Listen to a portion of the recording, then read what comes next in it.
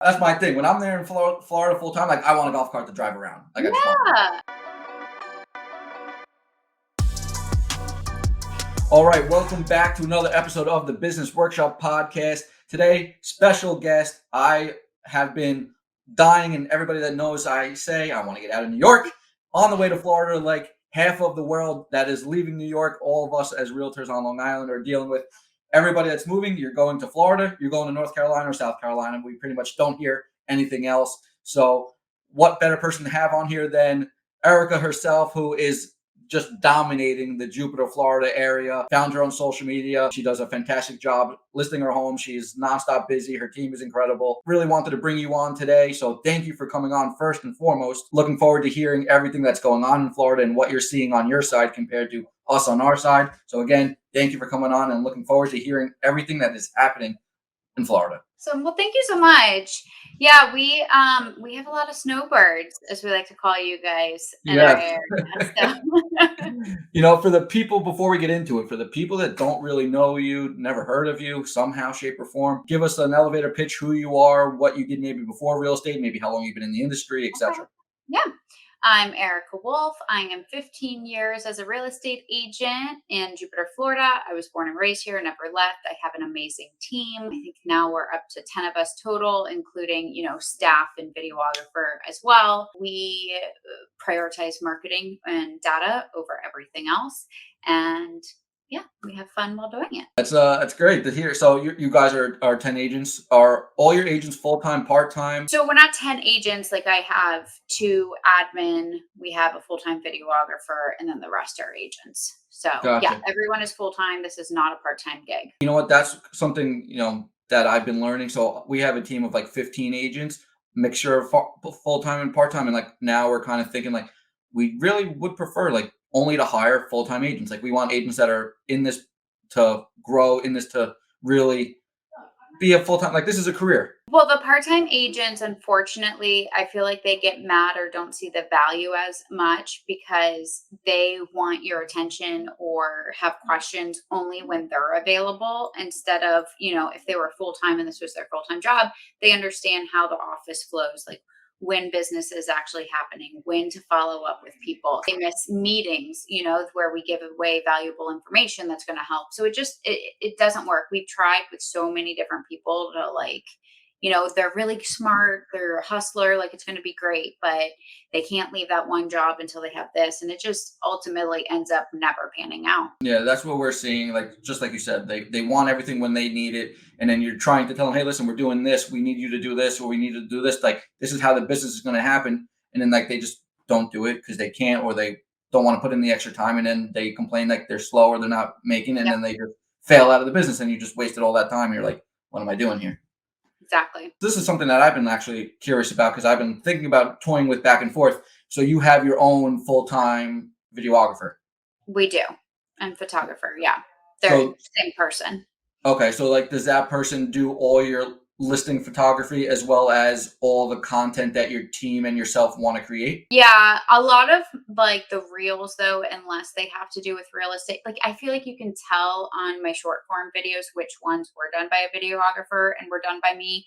But a lot of times, if I have something to say in that moment, like I'll just record and post. Right. So it's not all of our content across the board. Like we have some TikToks and reels and things like that that he doesn't have his hand in, but majority of the content is from him. So they're doing majority of all like the professionally shot stuff. They're doing all the editing, they're shooting it, etc. Mhm. And you've, I guess, figured out that to have that full time person was much more beneficial, I guess, for the time and the money of the cost. Mhm. Because I know, I have social media for my people and myself as well, and it's not cheap, right? No, So I guess you realize that, I guess, between all the listings that you would be doing and all the video and stuff like that, plus the social media content, it was better off to keep it in house.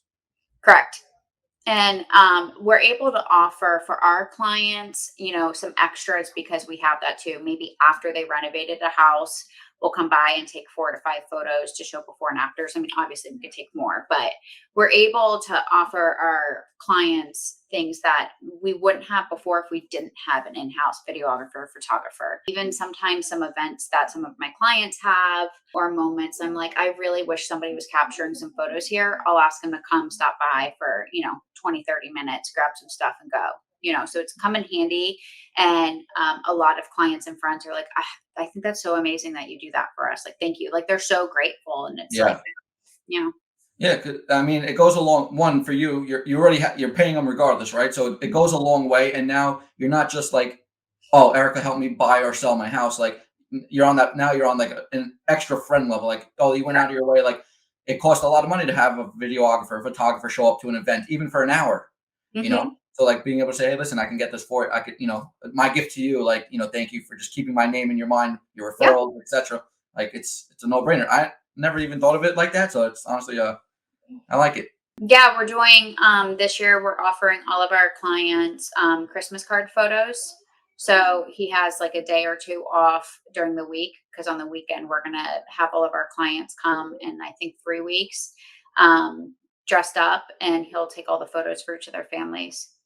Yeah, listen, And then can't. now they have their Christmas card Yeah, photo. that's awesome. So I know you mentioned like that's some of the stuff like you're offering to your clients, Mhm. etc. Obviously, I know you're very, very listing heavy compared. Do you work buyers or are you strictly I listing? personally don't. Okay. Our agents in the office do.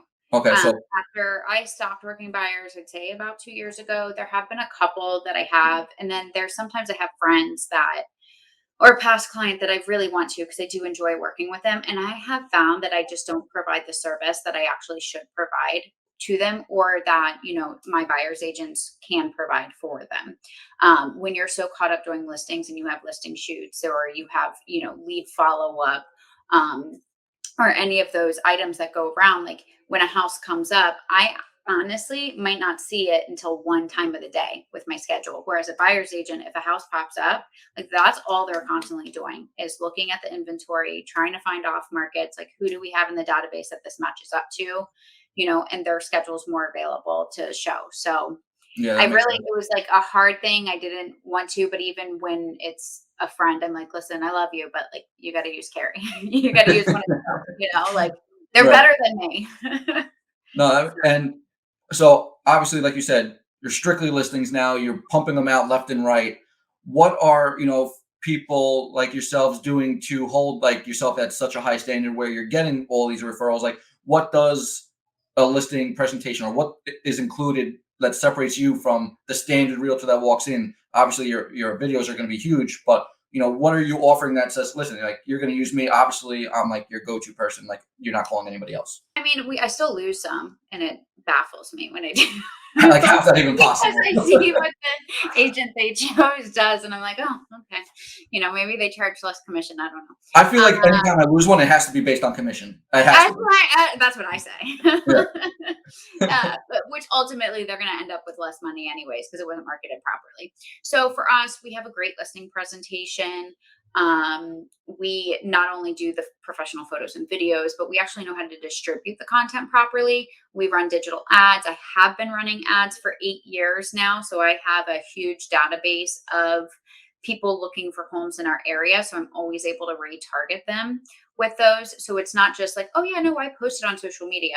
A post only lasts like if best 24 hours, right? Right. And then it's like off, but not with us. Like our ads are popping up. So we don't leave it to MLS for a buyer to see your home, right? Or Zillow, because maybe they only want a 4 bedroom, but you have a gorgeous 3 bedroom home. Because of how their search criteria is, they will never see your home. But Right. with me being able to put an ad in front of them, they're going to see your Yeah. home. And maybe they're like, you know what? It is 3 with a den, or maybe I could put like my little work area here because it checks every other box for me. So that's huge for us. Obviously, all professional materials. We have a strict checklist and timeline on how we do it. We are not winging this. I come in, we do photos and videos. It takes about a week. We list every time on Thursday. On Thursday, we list. We have an open house if you want one. If you don't want an open house, that's fine too. Based upon price point, people have different, Hmm. pushes along with that. So it's very like, this is how we do it. It's not, them asking us questions. It is very much so. Here's our process. Here's what we do. Here's what you can expect from us. And then we treat every listing as an opportunity or an interview to get more business, right? So if we are having an open house, our open houses are done very professionally. That is maybe a buyer, potential buyer for that house. Maybe they have to sell a house too, right? And maybe they already have an agent, but they've been to a couple of their open houses and they're like, oh, they don't do it like this. How much information on the property do you have? Like, that's why we take at least a week from when we shoot to actually list, because we want to find all the information. We're not just throwing it up. We're not like, you know what, let me get back to you on if that was updated or if that was done. And I think it helps when you have specific people on the team, like we have a marketing manager and then I have a showing assistant, that both work really, really well together to make sure everything is there for each property. So like when you say like a marketing system, are they the ones like building out like brochures that you guys are like printing on, like the fancy Brochures, papers and making stuff sure like the that? single property website is good. Maybe we have photos one way in the MLS, but we want them different on the single property website. We have QR codes that go back to the single property website that has the video on it. But then after that property closes, the single property website's gone. So then we're just using that same QR code that will go to the YouTube video that shows the home tour. So we use that in the interview process as well for a listing, and say, here's when we sold. The QR code normally goes to a single page, but it goes here. So they're just making sure all of our sites are up, running, and good. Gotcha. So you're pretty much showing them examples of your videos and stuff like that on your presentations. Mm-hmm. Is that one Yeah, of the and main before things that we go people are in, liking? we send a high note. If you don't know what high note is, I feel like it's just a landing page of whatever collateral you want to put in it. So we have some based upon certain neighborhoods or certain areas in Jupiter to show our success there, show what we did with a home in that neighborhood if we have one, so it's already built out, and that goes before we go to a listing appointment as well. Yeah, never heard of that. Is that like a service called High Note, or is that just what you Yeah, call it's highnote.io. it? Interesting. And how what is it? So how does that It's do it? a website. I mean, I would say it's like a landing page in a sense. And you're just able to link different collaterals, whether it's videos, whether it's a CMA, Gotcha. something specific on your website page. So we build those out for the listing presentations, and then it tells you when somebody opens it. So if I know I'm going to a listing presentation in 2 days, but they haven't opened it, I'm like, hey, you didn't open the link. Like, check it out so I can answer the questions that you have for us. Like, please be sure to Gotcha. look at that. Oh, okay. So you're kind of Like, I just don't want to do a whole pitch every time I come in. I mean, I will, right. but like, but if you actually look at the stuff, it's so much easier when somebody looks at everything to be like, okay, I see what they're doing. And then if they have a specific question based Right. upon it, it saves us a lot of time. Yeah, because then you Um, can just touch on everything and you don't have to give a whole presentation like you said, and then answer the questions that they're really of concern. yeah, I try to get in and out in under 30 minutes if I can. Really? Yeah. Honestly, that's listen. If you think about it, I think my average is probably an hour.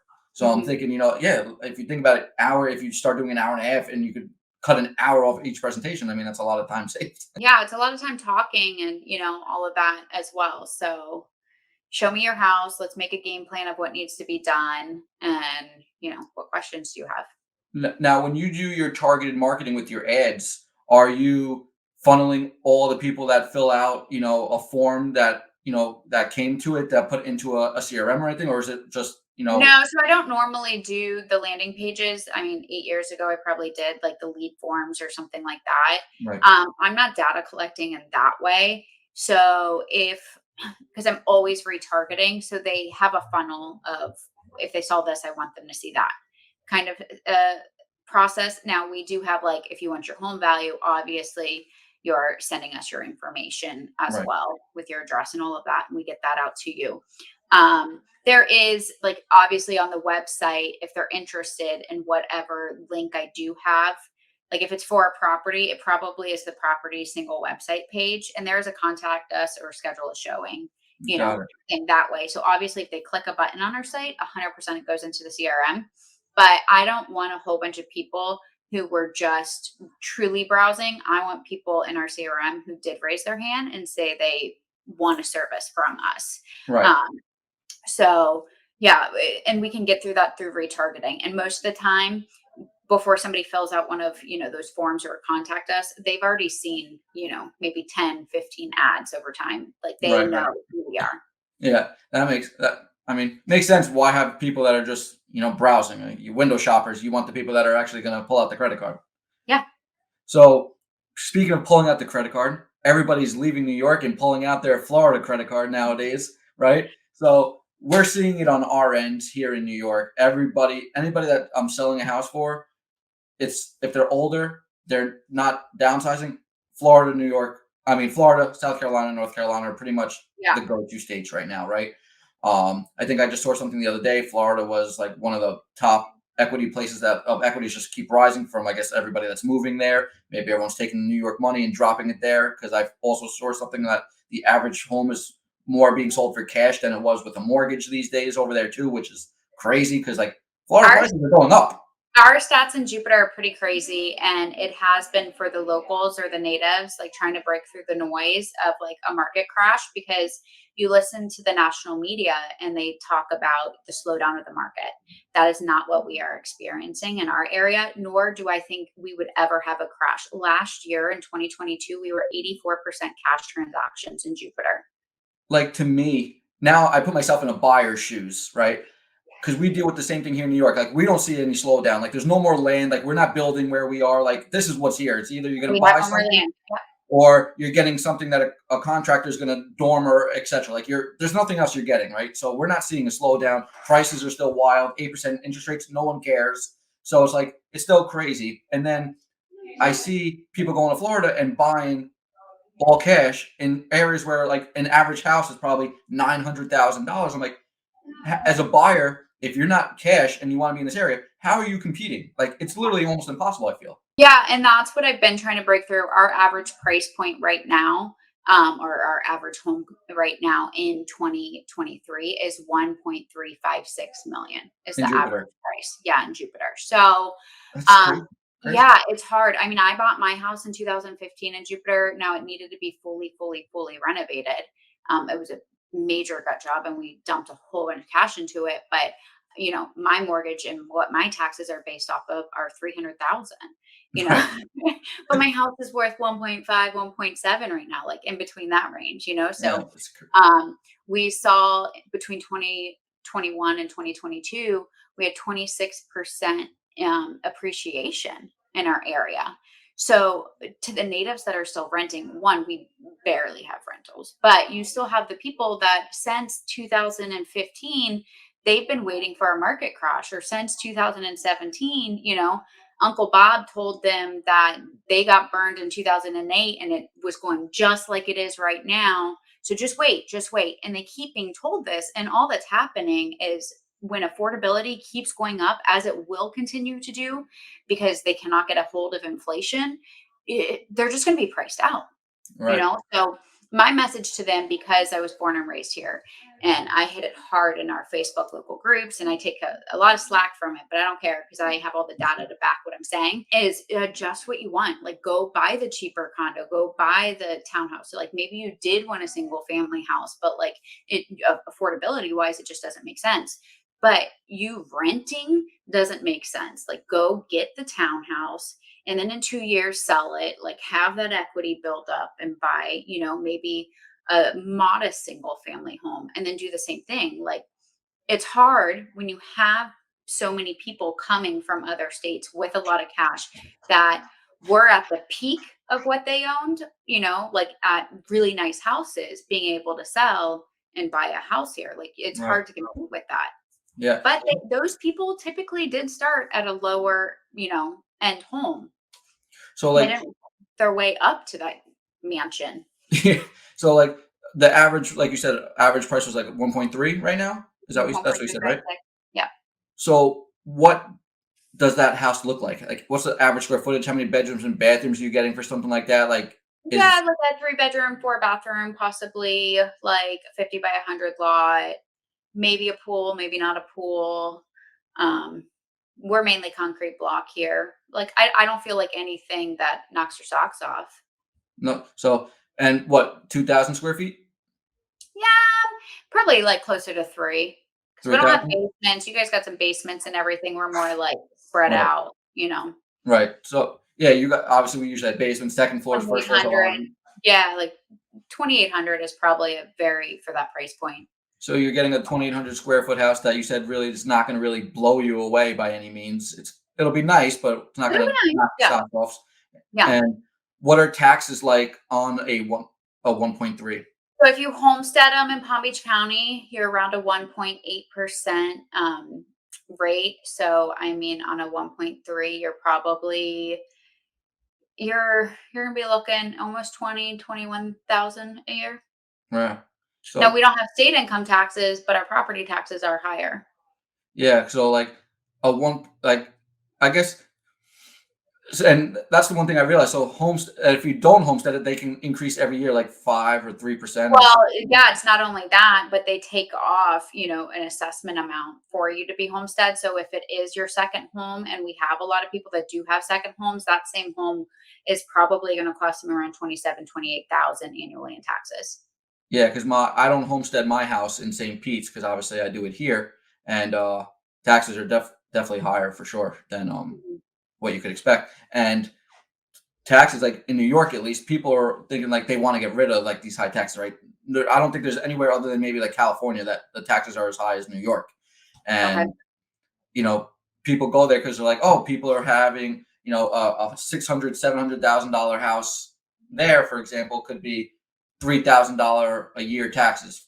Like my neighbor bought his house for like 100 grand in Florida when I met him, and he's like, yeah, my taxes are like $1,200 a year. So like you see that, and it's weird to me because on Long Island, your taxes are based on the area, like what's going on, like your neighbor. Like your neighbor is not going to have $1,200 taxes, and you, because you bought a brand new house, are going to have $30,000 taxes. Like it's all going to be relatively in that ballpark. Like you're not going to see Oh, okay. That's 30,000 interesting. and 5 grand because for the most part, like every year, the houses are being reassessed, right? So the values are going up as everything is reselling, etc. Hmm. But you will never find a $2,000 rent and a $30,000 rent next to each other. It's literally impossible. Okay. Where I see in like Florida, they don't really base it off that at all. It's more just like your house individually. It has nothing to do with any other house in the area, which I thought Correct. was very odd Yeah. coming Well, I from. think your way is odd, but it's just I'm not used to it. I guess there's plus as downsides and upsides to I guess both ways. Yeah. Um, but I guess in New York, people are more leaving to get away from the high taxes, get a nice, a nicer piece of property. Obviously, they save 5, 6%, whatever it may be in state tax, but then their taxes are kind of on the property are almost relatively the same still. So like they're not Well, really the government's saving. gonna make their money, What's that? like, they're not like, the government's gonna make their money. Yeah, Like, they have to run, like, our property if we're not paying state tax, like, we're gonna have a higher, bro. amount of mileage for property taxes. What are you seeing in terms of your clients that are buying your listings? Are they more people that live in the area or moved from another part of Florida, or are they more out of state? I'd say it's about, like, 50% are local, and then, like, maybe 10% from a different part of Florida, and then the rest would be from out of state somewhere. And out of state, are you seeing more from, say, New York compared to anywhere else? Um, Not necessarily. We have a good amount. I think more towns surrounding our area get a little bit more New York. Like we don't have a whole bunch of condos in Jupiter, and maybe that's what they're going for, like lower maintenance and stuff on that. We get a good amount, like Connecticut, California, like that. Yeah. So the question is, how much do the Jupiter natives like yourselves who've been there forever do you guys hate what's going on with the people coming from out of state and taking I mean, California, New York money?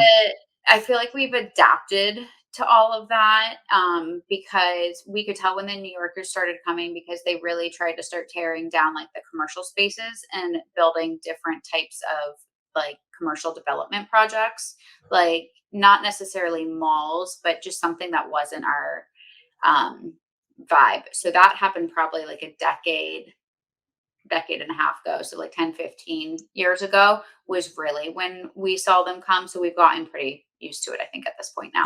But And yeah, we did fight very hard. And what is funny is the development projects that they did get passed and like had approved, they're not doing well. They don't, that type of business doesn't do well here. It's hot. Like people want to be outside or like they can't, we don't want a whole bunch of um stores that are like the name brand stores. Like we would like more smaller businesses and everything, but they can't afford to have a small business in those huge structures that they're building. So Right. um they're not doing well. Like there's two of them that are already being torn down and rebuilt. So I don't know if they're selling to other developers. I kind of stepped away because my blood pressure was boiling so hard and they've already destroyed the land of Right. that spot. So it'll always just turn into something. So, but yeah, no, it was a very, very contentious environment, I'd say about a decade ago with all that. But So now are we're fine. is there still land in Jupiter where like it's ground up construction still happening, or it's pretty much all gone? No, it's all gone. So we have several state parks around us, and then we have the water, and then we have our water system. So we really are this little like bubble. Gotcha. And then we have rules on how high up you can go. So like you'll never have like the tall buildings here either. Gotcha. So basically, very similar to Long Island, there's no more land. So you're buying what's there, which is obviously going to increase the prices. Yep. And then you're basically now either going to buy it or not. So the people that can't afford Jupiter right now, this is something that I was speaking about to you prior. You know, my parents bought in Port St. Lucie when they first were looking. They wanted the Jupiter. They couldn't afford Jupiter there, but their house would have went up exponentially. So they went to the next, I guess development that was happening was Port St. Lucie. So where for the people that aren't buying in Jupiter, where do you think is going to be the next Port St. Lucie that's going to have that next explosion? Well, I have a different opinion on Port St. Lucie. I just don't think they have a lot of the water frontage like Jupiter Yeah. does, or say in Martin County like Stewart does. So if somebody can't afford Jupiter, I would highly recommend looking at Martin County before taking the hike up to Port St. Lucie and then skipping over Port St. Lucie, just because when you look at it on a map, it really doesn't have like the water. And what I think is so charming about our area in particular is we have so much water frontage, right? And so does Martin County. So the next one, you always want to look at where inlets are coming into the state. Wherever there's an inlet, it's pretty good. Fort Pierce is going to start experiencing a major turnover of, I guess, lack of a better term, a gentrification going on there because they have a lot of old homes. We don't really have historical preservation, and they have a lot of great water frontage. And two of the good bars that are on the water in Jupiter just opened up in Fort Pierce, so you could start to see that. Like that's a good, sign Fine. of how it's moving, and that's another inlet. And then just north of that, you're going to be like the Sebastian and Vero area because they have inlets as well. So for me, in my professional opinion, I always say look at where the water is and the inlets are. Go So north. is that something just like a Florida thing that people just come there, they want to live there because they want to be by the It's a water or they want to be lifestyle by a choice. beach or Yeah. something like that? That's Yeah. kind of like one of the things that bring in the higher price points, obviously. Correct. And then I saw also, so in New York, you add a pool to a house. You say you spend $100,000 on a pool, you're never getting that $100,000 in value when you go to sell it. Yeah. But in Florida, it's like the complete up. Like if you have like if you is your house more valuable with the pool than without a pool, or do people say like I don't want to look at houses with a pool, or do you see like No, more people they want pools? people they want a pool. If you don't have a pool, like they don't want it. Really? Yeah. So like if you spent $100,000 on a pool to put one in when you buy a house, when you sell it, you're probably going to make money on that investment. Yeah, we have a couple homes that we just got under contract in a neighborhood. We opted not to have the development build the pool. It's 107 homes. This literally was like the last bit of land we had. It was 107 homes, but they charged 300,000 for a pool. What? And I was like, we can find it cheaper. So they're still putting in a pool after they close, but just not through the builder. That 300,000 for a pool, it better be made out of gold. I know you said developers like in like the communities. Is there more communities in Jupiter, or is it more just like like here in on Long Island? There's not really any like develop. There's very few, but like developments where like people are riding golf carts and stuff like that throughout the town and No, stuff and you like know that. what? Like, so I love Tequesta, and Tequesta Village is very small. It's 2.4 square miles, and you have to drive through Jupiter to get to it.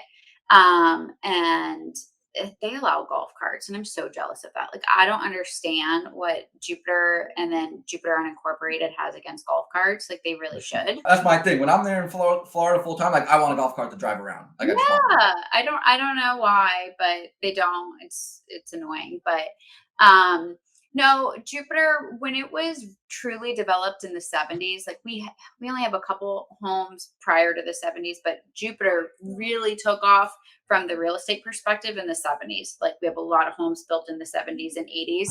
Um and but they weren't like neighborhood style. It was more like streets, because we have canals. A lot of neighborhoods without an HOA, or if they do have an HOA, it's not gated, and your HOA is maybe like $87 annually, and it's just to make sure that front sign is taken care of and like Right. looks good. Yep. But they're not offering anything like that. So I mean, there are still some neighborhoods, and then of course, in the 90s, they did start to develop some of the gated communities, memberships, and things like that. So we do have that. We have some amazing gated communities like Jonathan's Landing. A lot of New York people actually choose to go to Jonathan's Landing, and then we have Admiral's Cove, like, and those are very prestigious and high end. So we have those as well. But um, yeah, What do you see as is one really better than the other, or is just a different style of living in your opinion? just a different style. That's one of the biggest things I try to ask when we have buyers or anybody coming here is like, tell me about like your life. Like, what do you want to do? Like, do you like biking? Do you like going to breweries? Are you a beach person? Are you a boat person? Are you a golf person? Because we have a lot of golf. Like, what activities do you find yourself doing on the weekends? When you get home, do you want a neighbor to say hi to you, or you want everyone to leave you alone? Because like there's communities where it's like, all right, go live in that neighborhood, and everyone will talk to you when you pull in. But if you want to be left alone, like you go to one that has a bigger lot size and stuff. So like those are the questions we try to find out, because you do have neighborhoods based upon lifestyles, or because we know all the neighborhoods and the people so well, of like, okay, where do a majority of the paddle boarders live? Where do a majority of like these people live? And Right. you want to be around people that like the same hobbies and same activities as you. Absolutely. Now, are you selling out of Jupiter, or are you pretty much just staying in Sorry. Jupiter? So no, we do the surrounding areas as well. So we do like Palm Beach Gardens, we do all of Martin County, Tequesta, Juneau, like so we do surrounding areas as well. But I don't need a map in Jupiter. Like I don't necessarily in the surrounding areas either, but I just really know Jupiter. So I think I was probably one of the first agents to say I'm a Jupiter agent instead of like I do Palm Beach County or I do Palm Beach or like because I'm not going south like I don't want to say I work those areas when I don't. So by saying I was a Jupiter Right. agent kept me in this, radius. Do you have a preference on East Coast? I know that's always the thing. East Coast, West Coast. Do I want to be by the Gulf? Do I want to be on the ocean? I just went over recently first time to Naples for a conference. Like I just don't ever go over there. Like if Was I'm that gonna the take a BAM conference? yeah. If I take a vacation, like why am I like going to the west coast of Florida? I went over to visit a friend. I think she stays in the St. Pete area too, one of my Canadian friends. It was cute. It's a different vibe. They have condos on the beaches. They have different, um, me, I like that you can hop on a boat from Jupiter and be in the Bahamas in an hour and a half boat ride. So Oh, that's pretty cool. Yeah. yeah, you're not even getting into good fishing in the Gulf or on the West Coast until you go like an hour out, unless you're an inshore fisherman. So, Right. yeah. So you think more people would prefer East Coast living than West Coast living? It's a lot of people try to choose between Naples or Jupiter. I could see the similarities driving around and like the building sizes and like maybe the layout of that. I just think it depends on lifestyle. What were some of the differences that you saw from the two, like compared to like Naples West Coast, Jupiter East Coast, like that you thought were like substantial differences that could maybe sway you to be And like, it could have been just the area I was in, is I just felt like it was just a lot of golf and just golf gotcha. or yeah. So Like, and we have the most professional. I just heard this from somebody, and then I fact checked them. We have the most professional golf people, athletes. I don't know what you call them in Jupiter residing Really? here Huh. out of any other town. I think there's like 32 professional golfers. That's what they're called, golfers. Golfers, yes. Yeah. So I'm not a sports person, so we have that too, but we have gorgeous, gorgeous water. So in Jupiter, I mean, it sounds like it's a great place to stay, which is why obviously the prices are going Yeah. through the roof. When like, do you see the prices continuing to just continue to rise? Obviously, interest rates don't seem to be an issue for Jupiter, as majority of people are paying cash, so they can really care less about the interest rate. So, do you see like, is it going to hit a peak and then level out anytime I mean, soon, I or feel you like can it see it? should. I feel like it should, but I know we're also at the point of with having no land that the older homes are going to start to being torn down. So then for it to make sense for them to build, you're like they're going to buy a $1.3 million house, tear it down, build something new.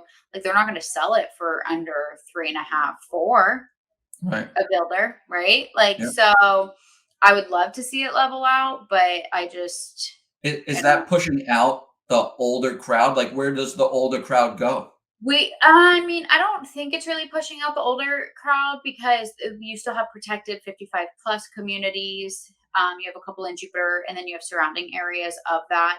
I found, like, honestly, because I was born and raised here, um, that I get a lot of my friends' parents who are leaving that I grew up with or things like that. They're actually moving to like North Carolina, South Carolina, Georgia because they want cooler temperatures. Like the summers are hot. Yeah, they get a little bit And, more seasons. when you do get on a set with retirement, like what your set pay is going to be, everything, not just living, or cost of housing has gone up, but like going to a restaurant.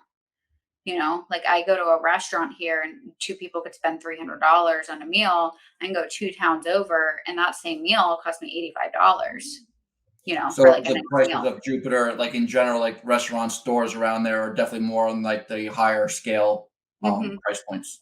Yeah. So you really got, it's not a cheap place to live by any means if you're coming to Florida. Why do you think I work so hard? You got no choice. So, and does Jupiter have like, so like obviously New York has New York City, right? So if I'm on Long Island, I could be in the city in an hour, for example, where they have like, Broadway shows and all these type of things. Like, does Jupiter have like a city, something like that? Because like I mean, maybe you has can like go to Tampa. West Palm is where like when we were teenagers, like the nightclubs were, they still are there. Gotcha. There is like a Kravitz Center, so like a theater for shows and everything. But I feel like most people will go like Fort Lauderdale, Miami, or Orlando. For okay, because how far are you guys from say like Miami, Orlando, where people will Miami be is like going? 2 hours. Orlando's like 2.5. Okay, so I mean, realistically, if you're taking trips there, like If not you're the end of the spending the world. weekend and you want like nightlife, true nightlife, like we have nightlife, but in comparison to like what New York City is, like those would be what it is. Right, that makes sense. And so I want to touch on it briefly because this is something that has nothing to do with Florida. But Okay. so we're at Keller Williams, right? I know Okay. recently, I don't know, I saw it one time ago, maybe it was a year ago or 2 years ago at this point. You moved brokerages. Yes.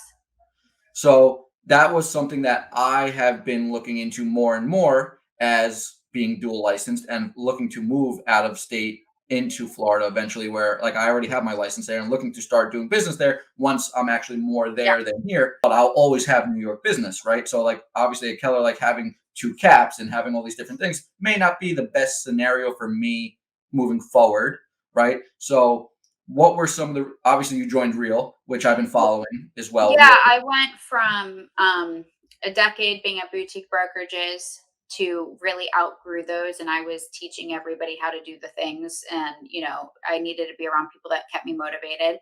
So I went to EXP, and then a couple people had left EXP. I kind of felt on an island alone, and then as my team grew, we got a little annoyed with how DAs, so disbursement authorizations, were going out, just like frustrated on that.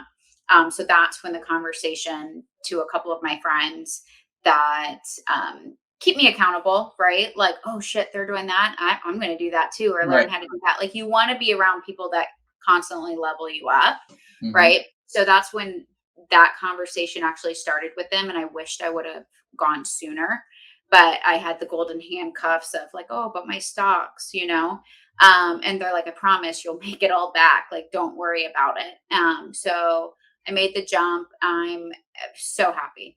I'm in control of my business, like I'm kind of left to be follow the state guidelines, follow the rules and regulations. The community has been amazing, not just for me but for my team members. From an education standpoint, the people who are actually teaching at Real are actually still doing business, where I feel like at some other brokerages they are teaching more about recruiting or old school business tactics or marketing tactics, right? So I genuinely enjoy the people that are there. Also, the splits are great. Like you said, the dual license, you have one cap, um, and yeah, I mean it's been great. What have you seen in terms of having a independent brokerage where, like, regardless if it was a mom and pop shop Mhm. or it was, a big behemoth company, having, like, you're obviously you pay for an office space, right, for yourself and your team. So, like, they still have that brick and mortar, which I think is huge. I mean, some people say like you don't need it. You could be totally cloud based. Kind of don't agree. I think a lot of people still prefer to have an office to go to, say I'm going to work, especially if you're a full time person, which we spoke about. Well, I So mean, we tried the whole cloud base and we were doing fine, but it was really the pandemic that pushed to an office space because the kids being at home, most of us are parents, and having the kids at home and trying to work just couldn't. And our kids are a little older, so we were able to leave them at home and go to the office to get work done. That's honestly what pushed us to the office space. And then when things started getting a little more back to normal, like um, we're pretty lax on when you can come in, like whatever. And then we started realizing production was going down. So 4 days a week, 9 to 12. Now, not everyone shows up at 9 on the dots. They're 1099 people, right? But 9 to 12, you should be in office and you should be setting appointments for after.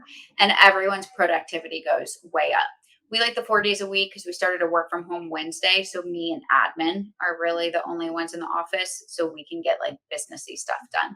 And then at work home from Wednesdays, I'm like, girls, your doctor's appointments, your things like that, go do that then. right. Um, so we like it, and I think all the team members like it. Nobody's complained about having to come in. No one's been like, I really can't. But if they couldn't come in, obviously, like they just don't come in. Right. But they know they're more productive. Would I have an agent that lives in Delray, due to like that's where her fiance lives, and she drives up 4 days a week. She's from Jupiter, but I mean, uh, she does a 40-minute commute every it's, day. it's so funny when you guys say like, oh, that's the Florida thing right there. It's a 40-minute commute. It's so long. Yeah. 40 minutes on Long Island, like that's nothing. You go more than No, 10 minute drive in Florida, they're like you're driving like too far. no, I'm like, why do I have to drive that way? That's why I like Jupiter. I have like a 15-minute It's area. so that's so funny when I hear people in Florida. I'm like, half hour drive, like to us is like no No, big deal, like no big deal. You say you have a 15-minute drive in Florida, they're like, why? I'm like, why? Why are you going there? Can't find yeah. something closer. Would So, you ever get rid of the office after seeing what you can be cloud based no, compared to what you've been, or you figure no. it's definitely And keep? honestly, it's become so minimal of an expense for us, for productivity wise, also agent attraction wise. Like, the whole EXP real, like wherever. I'm just using those two because that's the only Those place are I the was. top two cloud. Yeah, That wasn't a mom and pop, brokerage. I was never at Keller. I was never at Remax. Like I was never at those, so I can't speak on those. right. Um, is I was with EXP for a while, and my thing was never agent attraction, and it still isn't. I'm like, I make my money from producing, from selling real estate, right? Yep. But the agent attraction at Real has been unbelievable. Like it blows my mind how many people ask me questions about it or just click my link in my profile and sign up. And I'm like, you do you need a conversation first? And they're like, no. So, but having the office space just like this, like I can beep up from different rooms. We Right. have closed off, we have a main open space, but it helps with social media stuff. And even for the agents, in the office, like we have wallpaper on different walls. I have lighting set up. I have like, tripods on wheels. Like I have certain things that they can just plug in their phone and get some content done as well. So I like it as for that as well. Do you think more people are reaching out to you about Reel right now because it's the new eye candy? It's the new kid on the block that are making some changes, or do you think it's like something that's really going to be like the new thing of people going to be going more virtual, having one cap for dual license because more people I see are getting dual licensed? And is that like what is has I been the agree with main like your reason? latter statement. I mean, but obviously being new is good. It's not as new as everybody actually thinks, but agent count is growing, and obviously if a rev share is appealing to you, getting in before there's 50,000 agents, Right, that's the opportunity zone. I mean, it's just like I tell my investors, like, buy this house. We know this builder, right? Buy the house before they have the model ready.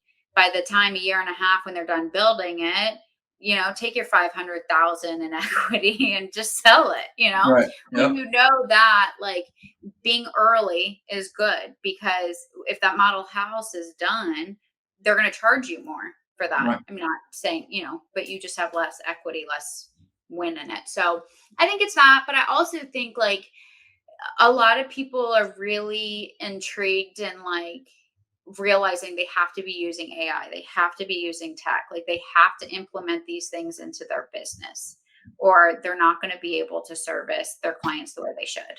Yep. Um, so I think we're very tech focused as well, but I like how everyone has to give back to the community at Real. So like one downline can't just teach only their downline stuff. If that's their incentive to join, they would get in trouble. You have to like offer it all to everyone. So that's why all of us hop on and do webinars, do courses, and give back like what's working in our business. I mean, the Real Academy is ridiculous on there. Like the calendar of events, they have so much going on every week.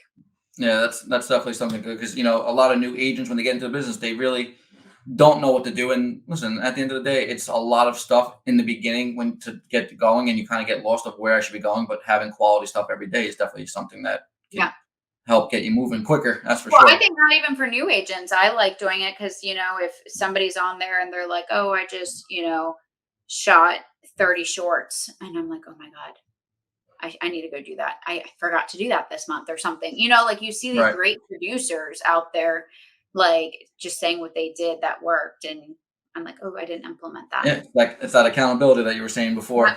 So for the people that want to buy in Jupiter, they want the best, obviously yourself. Yes. How do they find you? Where do they get a hold of you if they want to ask questions So about the area? yeah, Wolf of Real Estate on all platforms. It's Wolf with an E. My website is even wolfofrealestate.com. We have tons of relocation guides, videos, information on our website as well as on social media. But yeah, Wolf of Real Estate. Honestly, probably the best name you could possibly have for that. You created that all by yourself? Who Well, thought of it? yeah, Who thought the of play it? on words, but Who thought of it though? Who said, huh? who thought of the play on words for this? Oh, well, when I got married, I mean, Oh, I've been, yeah, with my boyfriend for 7 years and then married him. And so his last name was Wolf. I had a while to think of all the different names. And then he had that name his whole life. So he had all these slogans before. yeah, So that one is top notch. that I one's will. top and trademark. Yeah, that one deserves a trademark. Yeah. Well, again, thank you for coming on. It's been a wealth of knowledge about everything going on out there. Thank you for doing this, and Thank you. we'll talk soon. All right. Thanks. Bye. Thanks, Erica. Bye.